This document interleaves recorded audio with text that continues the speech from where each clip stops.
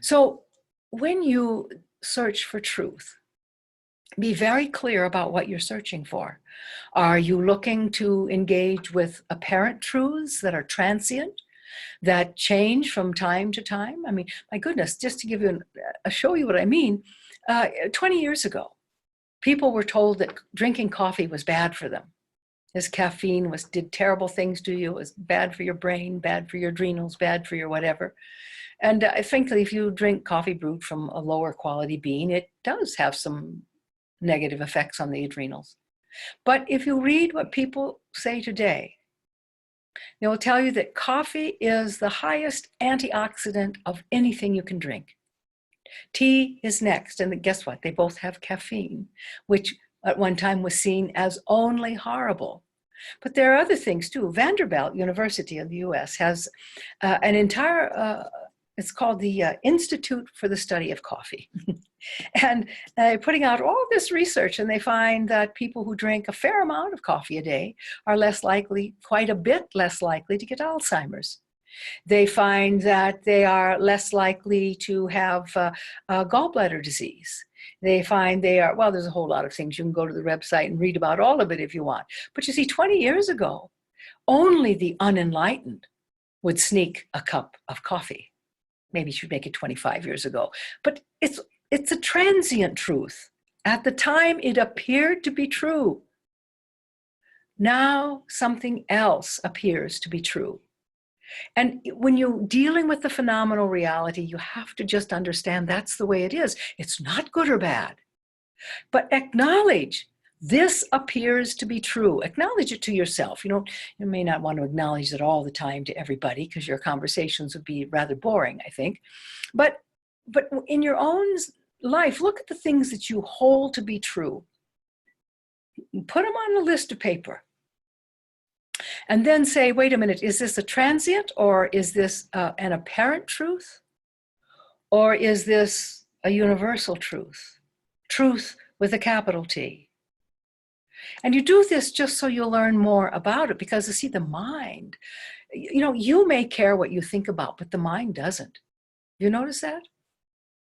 You may want to think high thoughts all day long and try to keep that vibrational integrity with who you really are, your enlightened self. But the mind doesn't care. It's just as likely to go off on something that causes suffering. For example, what I notice, not so much right now because not so many people are going to work, but in the high stress of the corporate world, what I would see all the time is people would have a really difficult day, more problems than they could possibly face, and perhaps some chastising from their supervisor or boss that they didn't do something as well as was expected, or they missed something or whatever. When they come home at night, what I see is they just lay down on the couch, just a minute before I fix dinner, I'm just going to rest. So they take a few deep breaths, they lay down, get the head with a comfortable pillow, close the eyes, and what happens? The mind replays every single negative event of the day. First thing you know, the heart is beating faster than it needs to. Respiration has picked up. It's faster than it needs to be. The blood pressure has gone up.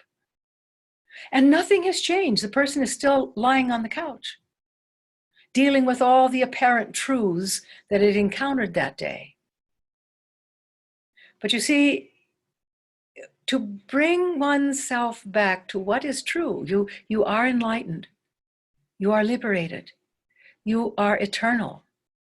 That has never been otherwise.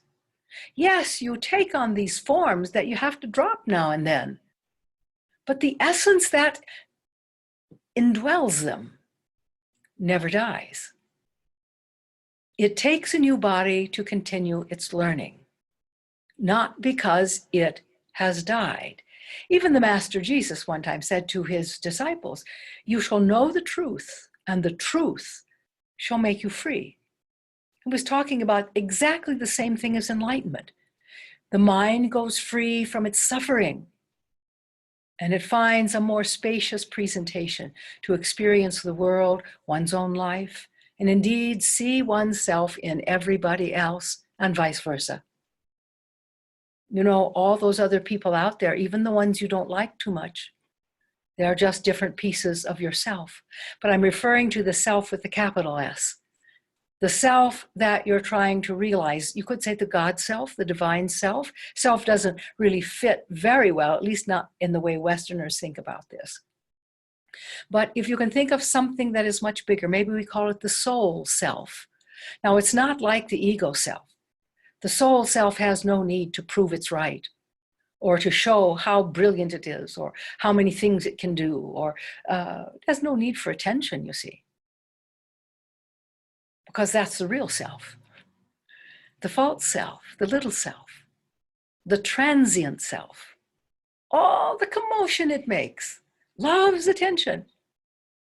And after a hard day, when you lie down on that couch, just breathe and relax before you eat. That self feeds you every negative thing that went wrong, and maybe even embellishes them. But that's not who you are. I can talk to you for years, never taking a breath hardly, about who you really are. But in one way, it only matters when you discover it. Oh, it's good to have an idea of where you're going. Yes, that is your truth with a capital T. You're okay.